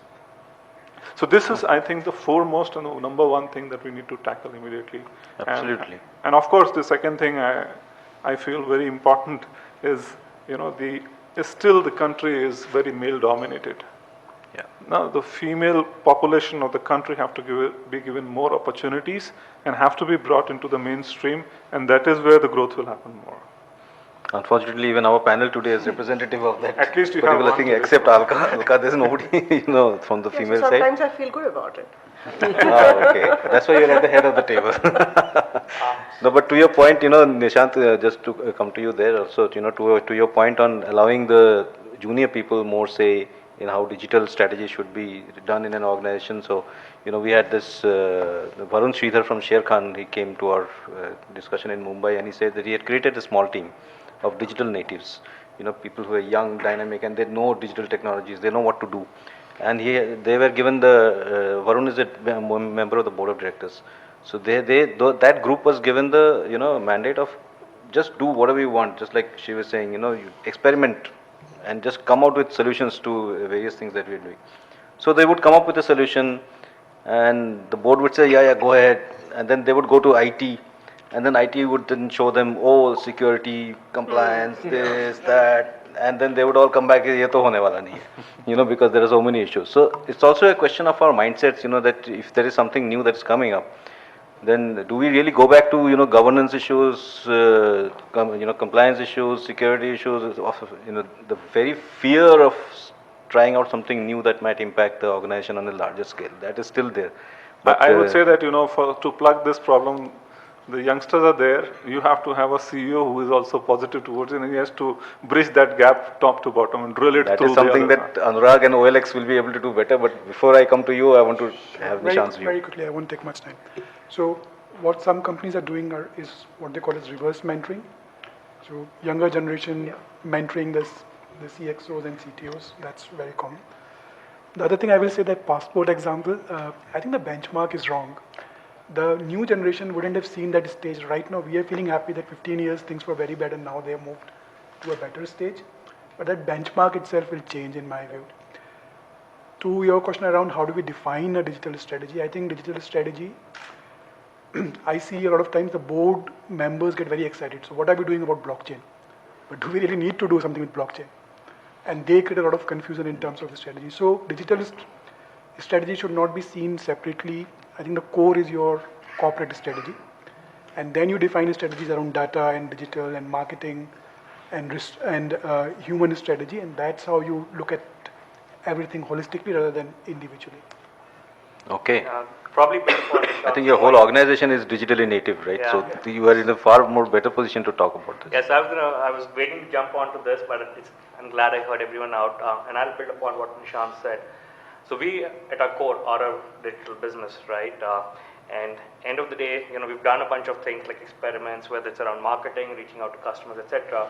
But one thing that we've learned is that, like you said, it needs to be tied closely to your business strategy. It's very easy to get into AI, look at data and try to do things. It's very easy to use social media to reach out. But what's important is to ask yourself, why do I need this digital strategy? Is it to increase productivity? Is it to improve your growth? Is it for a better consumer experience, right? Now, once you're clear about that, right, then it's a function of asking yourself, right, do you have the capabilities? And then what is happening? What is competition doing? Are they doing something which we need to be careful about, which we also need to kind of defend ourselves again? One thing that has worked for us is we also look 10 years ahead, as part of the bigger NASPAS group, and we are a global company. We also try to predict where's the world headed and what is it that we should be trying to do today's experiments while also making sure we go big on a digital strategy. So for example, if you think about classifieds, right, classifieds came into being in the 1990s from a presence on the computer, right? It was mostly on the desktop.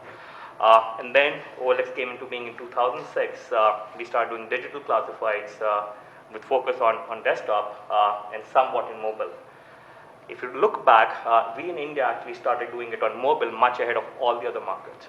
Why? Because the customers were on the mobile. And we saw that the growth of mobile would be much ahead or much faster than the adoption of desktop laptops, and there are multiple reasons for that. Once we did that, we also realized that while you can do all of this, you also need to make sure you're thinking ahead. So we said, we have our buyers and sellers on a platform. We also are collecting a lot of data about them.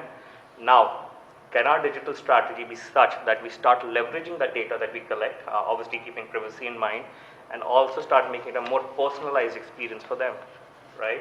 How can you help have the customer experience much more fruitful? So earlier people would just call us, and have discussions with the customer support team, but can we build chat on our platform, right? So that also starts becoming part of a digital strategy.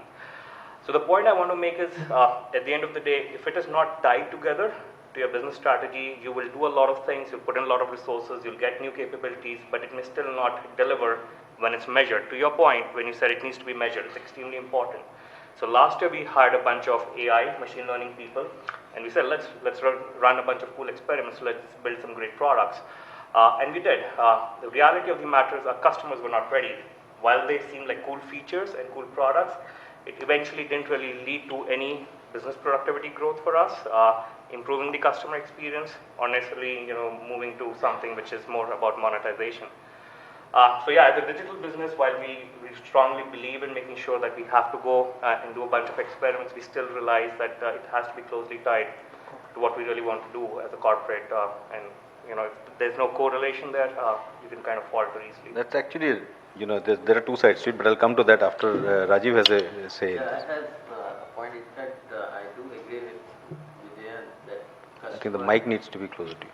okay, the customer is at the core of what we are doing. Like in our case, enhanced readership is one of our core values that we follow, and then second is the trust and influence, because that's where our advertisers believe in us, what we bring forth on the table.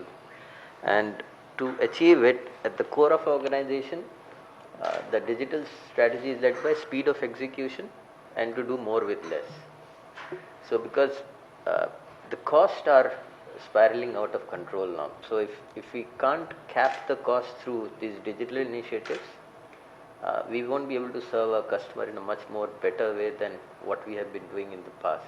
So we have to keep on innovating, and being almost an 180-year-old organization, we have survived by innovation. So it's continuous innovation we have to do.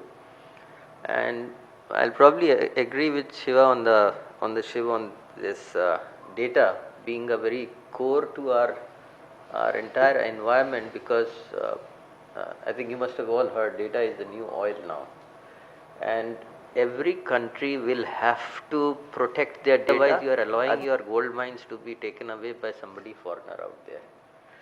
What EU did right now with GDPR is exactly, if India does it, the people become the product for Google's and Facebook. They will make merry without paying taxes here, and it's actually, you are doing a data theft is happening out of the country. So you're losing, the country is losing the economical value of that data out from the system. So that's why I think it's very important, while we democratize the digital aspect of it, maybe not to the radical way what China has done. They have created a complete clones of the various Facebooks and Googles and all that.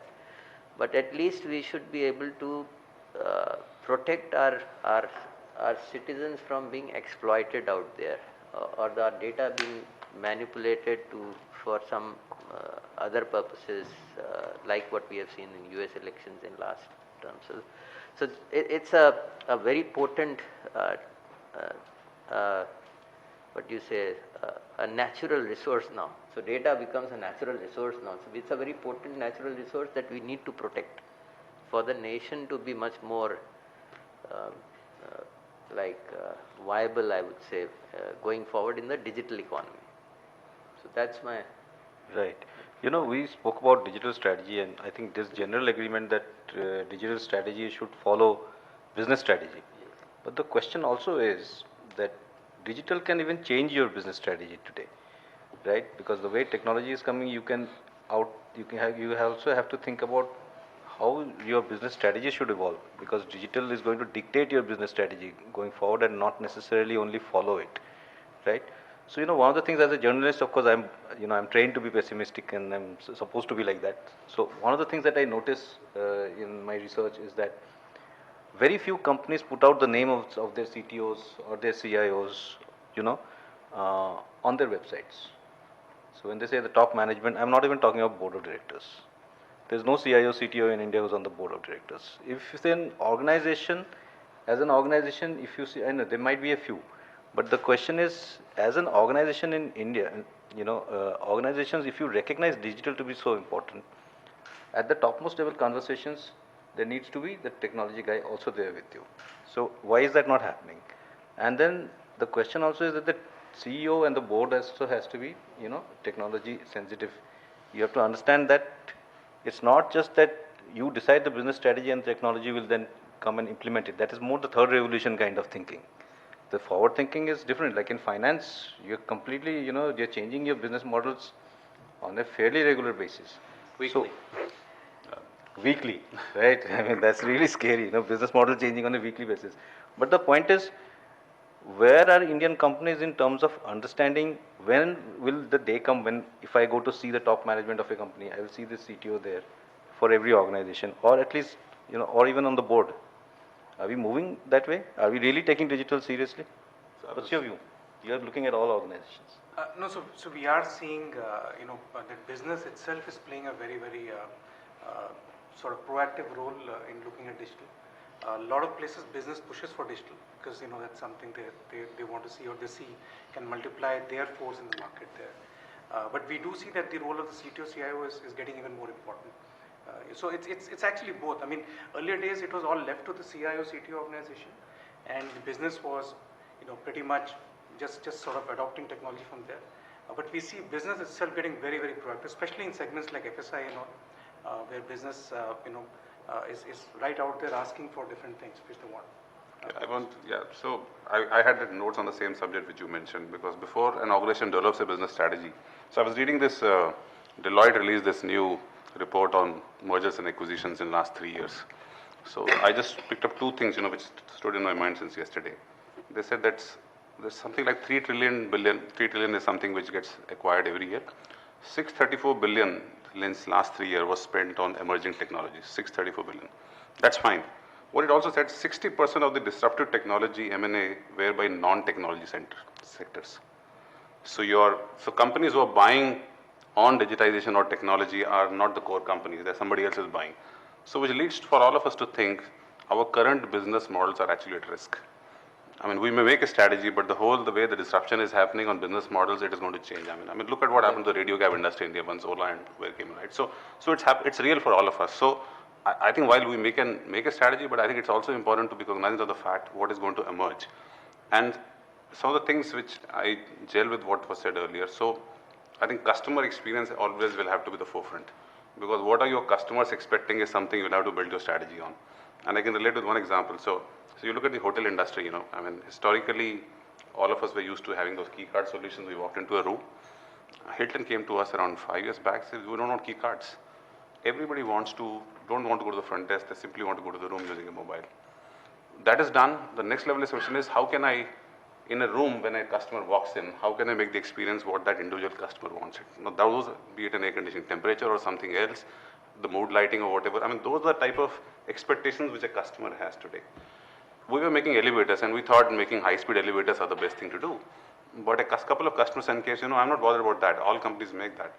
You say that when you go outside a banquet hall, imagine there are 100 people in this hall and you have to take elevators. You press a button, what happens? One elevator comes in, right? And the balance, 5-6 people go in and the others have to wait. Now that has got nothing to do with elevator. But at the same time, you got cameras there who can sense how many people are there. So instead of 1 car of elevator coming in, there could be 4 cars of elevator coming in. So these are customer inputs. When you take it back and put up with a strategy, it's a very different way of thinking. And to the other point that you made, so one is the customer experience. I think the other thing which we are seeing as an organization is about your employees. They want to be more alive to what's happening. They want to contribute more to the organization. And even people at young level, the young, bright, talented, they want to be participative in that. They need platforms where they can give their ideas, who see light of the day in terms of execution. So the whole strategy is also revolving around what your employees are asking actually. And innovation is not about product. Innovation comes actually from the grassroots level and how you pick it up and use it. So those are two big things besides standard things on productivity improvement and all, which technology will get you to that. Terrific. Why I also ask this question is because one consulting company that I was chatting with once told me that, for as far as we are concerned, technology is not important, which was quite a surprising statement to me, because I can, from a third-party point of view, it seems to me technology is rather important, and to say that it's not important, and it's quite a large multinational consulting company. The good thing I see is that most of the Indian business owners, be it small, medium or large, have gotten used to technology in some form or other thanks to the mobile being available. And being entrepreneurs or business owners in some sense, they keep asking the questions, if this can be done, why can't it be done in my business? Yeah. In the past, this whole information technology or information itself was a big department, black box and all that kind of stuff, right? It has now become democratized. So it's in everyone's hand. So I don't think we need to be worried about is a CTO in the board and so on and so forth. As long as the company has an understanding of the customer needs and how is it shaping, and do you have the right solutions, technological, IT solutions, etc., water will find its way. But Bharat, I'm worried. I don't know how it will change. Pardon? I don't know how our industries will change. So maybe your industry could be different, but I don't know how. So e-commerce was not there in the picture a few years back, right? Point. So some of those disruptions, which just cannot be, you cannot think today. Tomorrow in your industry, let's say you are in Dr. Lal, Path Lal, I mean, something different may come, and there could be some aggregators, who don't want to go to Dr. Lal, and they will set it up. So something. So how do you keep alive to those So the things? point is you have to be in touch with the customers. When you started off the whole talk, Correct. the customers came to you and said, so the more you are in touch with the customers and Correct. listen to them Correct. and be open about what are they telling you, you will get insights. Now you can filter the insights out and say, no, I'm fine, everything is fine. Or you really make a product which says, integrate security camera, integrate 2-3 other things. I just want to ask a question. It's coming up that when I look at a lot of the disruptions that impacted my life or our lives, were they coming from consumer needs or were they created needs? So I will answer that question. That's something I was which going to you have ask that. to think So You stole my as- thunder. like you said, True. and like I You have was to saying, serve I don't know something what to I the don't know. consumers. Okay, let me try and answer that question. It's like the iPhone, I'll answer Didn't exist iPhone. before. So I used to sell computer boxes in my first job. I used to work for a company called Wipro Infotech, which used to sell 2-3 types of platform. One was the DOS version, and second was the Sun Microsystems were, processing systems and so on. And Some within form of 6 Unix it was, I think. Sun, yeah. Yeah, Risk, that name we know. Risk one is Sounds that's a- familiar. And that was 20 years back. And then came within 6 months of this a partnership with Apple. Yeah. Right? The first time we were used to selling DOS machines, floppy disk, DOS, command, and all the kind of stuff. And Apple was all intuitive. We sold the heck of it those days. And why? And how? It was so intuitive. The GUI was a term used those days, graphical user interface, was so intuitive, right? What is WhatsApp today? What is all these things today? Intuitive. We're just trying to build a human brain onto a machine. Yeah. So the moment you understand the customer needs and map it, you get it out. Yes, there is a bit of layering of, wanting to create, to have an iPhone 10 and so on. So there is a bit of that layering which happens. So just for my learning, when you look at consumer needs, is there new methodology also to really understand those needs? And I'll tell you the reason or the background to my question. I just concluded a consumer research, and the agency was still using the Maslow hierarchy of need and coming to a conclusion of this is the primordial consumer need, the archaic methodology. Right. Now, I'm not saying this is the methodology to be used when the consumer is already on the digital platform and then you do all the analytics but my fundamental question is how do you get to that core need which will be the disruption for the future? What is that guy thinking today? Very good question. I think the issue is, if I may jump in, I'm sorry. I think the issue is there are two things here. One is, of course, you have to know what your customer wants, right? If you don't know what your customer wants, your business is going to fail in the absence of disruption. But disruption is not going to come from knowing what your customer wants, is my feeling, right? Your business may fail despite knowing your customer. So knowing your customer is a necessary condition, but it's certainly not a sufficient condition for protecting yourself. So what else is needed? How do you act on it? I think you have to, so to quote from Walter Isaacson's book on Steve Jobs, when Steve Jobs introduced the iPhone, he already had a team that was working on killing the iPhone. Okay. Right? He said, okay, this is a product which is going to make our company, but when this product dies, I want to be the one killing it. I don't want somebody else killing it. Right? And I think a big part of the problem is trying to figure out all the time, how do you kill yourself? It's very, very hard to have that mindset. But without that mindset, you will be open to disruption. You're the technology officer.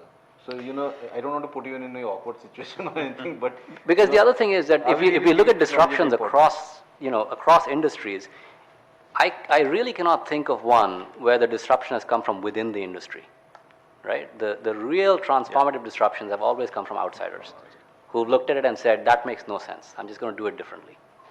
See, in some sense, just to agree with what you said, if you look at the IBM's transformation, as a company which has successfully migrated from being a very heavy product-focused business into a service-focused business. Successful migration, okay. It'll And always- migration, yeah, sure, but successful, I'm not so sure, okay. I love IBM. I over think they're the doing a past- great job. Pardon?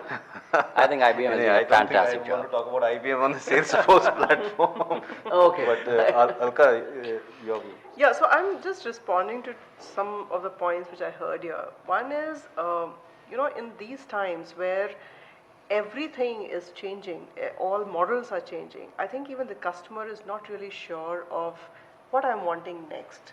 But yes, I'm wanting something great. I'm wanting something good. I'm wanting something which is putting me on the same pedestal as the haves of the world. I don't want to be a have-not of the world.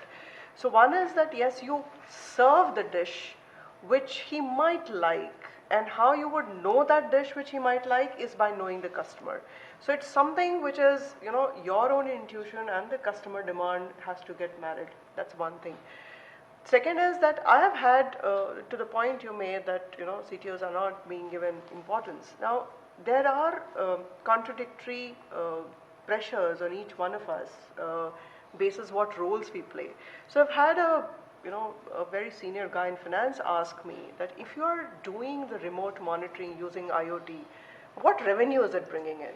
And what is the business case? And I was stunned into silence as to how do I explain to him that this is not a revenue generating product. It is something which is going to, let's say, save your capex, your energy cost, by just simply monitoring what exactly is going on. If you don't talk the same language, if you do not sell the whole technical idea to a person who is not technical, or who is, kind of sitting there for picking holes in that whole thing, you will not be able to sell the concept itself. And that concept is what is going to lead into its adoption. It's not that CTO who is going to adopt the technology, they are there for that technology. So they are in any ways convinced. It's the people who are not in that, in that space, in that mind space, who have to be spoken to and who have to be convinced that yes, this is what is needed. And I think the third important point is that we need to fail before we are, ready to have that banner of successful. If we don't know what that blockchain is going to do for telecom, if I'm going to sit here and decide that, maybe fintech has gained out of blockchain and therefore I should do it, maybe it's not going to work for telecom. And so far, nobody has successfully, deployed or applied blockchain technology to telecom in any case, till now. But if you follow the discussions all over the world, everybody is very gung-ho and everybody is saying, yes, blockchain is the next thing to happen. Somebody will have to fail before we realize that no, this is not working out. Or somebody will be successful when we understand that yes, all of us need to kind of follow that. And there is no shame in following a good technology leader. The shame is in being ostriches and thinking that this is not going to happen to us, or this is not good for us. Maybe somebody else has put in loads of money and they are actually wasting it. We had, I don't know how many of you actually recall, there was an Orkut before Facebook. It was almost same. It was a social network. Yeah, it was almost the same thing. Yeah. It was a social network. There wasn't something which, which was substantially different when they started. But there was a constant improvement in Facebook, and Orkut just lost out the battle. And we don't see it. Similarly, WhatsApp had its predecessors. And nobody went to the customer to say that you need this, you need WhatsApp. No one did that. But look at what WhatsApp has done, or what WhatsApp has achieved. It is amazing. And it is not because somebody said that, this is a brilliant technology, let me kind of first experiment on it, make it something. It clicked. And now we have people kind of following through on WhatsApp. It's a huge platform. And in fact, there are handloom weavers who are on WhatsApp and they're selling much more than they were selling earlier. They're earning much more than they were earning earlier. And it's a whole social change which has happened. So I don't think we need to kind of jump the whole gun, realize that no, this is going to be the final achievement and therefore I should start from here. I think in most new technologies and especially the digitalization, it has to be, a bit of a trial and error has to be kind of agreed upon and tried out. Actually, that brings us to the end of our time. But before we close, I will come finally to Mr. Jacob once, because you are doing a course in Oxford on blockchain, and you were talking about blockchain. So maybe you can close the discussion with your thoughts around, the blockchain technology and how you think it might impact India. Yeah, as Alka said, there's a lot of hype on blockchain across the world, and the word is used. It keeps coming up for discussion. I've actually invested my personal time in doing this course from Oxford Side Business School. Am I excited? I'm very excited. And to me, I think this is possibly going to be bigger than internet in 10, 15 years from now, right? And but for it to succeed, I do believe that you need to have a few stakeholders aligned. Otherwise, it just doesn't work. Because the word chain itself means you need more than one party, right? So for me, you need government, businesses, academia, example like Oxford, and end users, all of them aligned on this. Because otherwise, there is no chain. And to me, I want to just go back into the days of internet in the mid-90s, when we thought internet was just about email usage. And from there, we've come to today, where we're using internet for almost everything, right? And I think blockchain is a technology which will enable applications to perform at a much, much, much more efficient scale. And examples would be things like healthcare. There are about 20 lakh or 30 lakh healthcare institutions by any name called, be it hospitals, nursing homes, clinics, whatever it is. You have the government, you have the regulator, you have the players, you have the end users. Imagine a situation where you're all connected. It just removes the inefficiency in the system. And it brings about, it brings ease of thing, the amount of R&D you can do on it, the convenience, the cost saving, all of this will come into play. But there is this question of, you need to have all of these stakeholders aligned. Otherwise, there is no chain. A good example is Singapore, which has already moved. And I know there is an IPO which is happening in September on a healthcare blockchain company which is going on. In Singapore? Yeah, Singapore is the first IPO is going. Now, blockchain is widely misunderstood and sort of related to Bitcoins. Now, that's where it started, or it was used, and that's where it became popular. But actually, blockchain is a technology which could be used for any application. Yeah, I think regulators are very scared of blockchain. Yeah. So that's why, it removes all the countries which will really leapfrog with blockchain, and I think we have a chance here. Government, regulations have to also catch up. Because even if it was mentioned, I think the word blockchain was mentioned in Mr. Jaitley's speech. But are the regulators aligned to it? Are the regulators moving as fast as he would like to, be it the RBI or be it the IRDA or be it, I don't know. Then the businesses. Otherwise, you will create very narrow blockchains which will be only for your company and your set of customers, which is not for the wider population. And I think it's just waiting to happen. And I think when it happens, it will move very fast, just like how internet is moved. Okay, blockchain indeed. So on that point, it's the BIS came out with a report, I think, in the last couple of days, where they basically said that Bitcoin in conjunction with the public blockchain cannot work, as in just the energy resources required and the data transfer required to make the public blockchain transferable and actually have proof of concept or proof of work happen in real time to make it work is just, I mean, there are physical limitations to that, and it cannot work. So I was interested that you said that you would like blockchain to be more along the lines of a public blockchain, right, as opposed to private blockchains like the banks are doing in the US and Europe. But apparently there are severe limitations to how much you can put on the public. I think that is the challenge for... You will have both, in my opinion, but I think the wider usage is if we can go public, for example, land registry or etc. is a huge advantages in terms of who's owning which property and how it's getting transferred. Financial insurance, for example, the amount of inefficiency there is in the system. And unless everybody cooperates, and otherwise we will build just a narrow private chain, which will serve a limited purpose. That is, something that, like I was saying, it is ultimately where we have reached today from the caves is all because of human ingenuity and the persistence in facing challenges. So if there are challenges, I'm sure there will be solutions as well. That is the positivity that we should end with today. I would like to invite Vijayant to give us a vote of thanks. So thanks to everyone for making time and for the stimulating debate we had today. It was really wonderful. We can take some of it a little later down to the networking session we have just afterwards.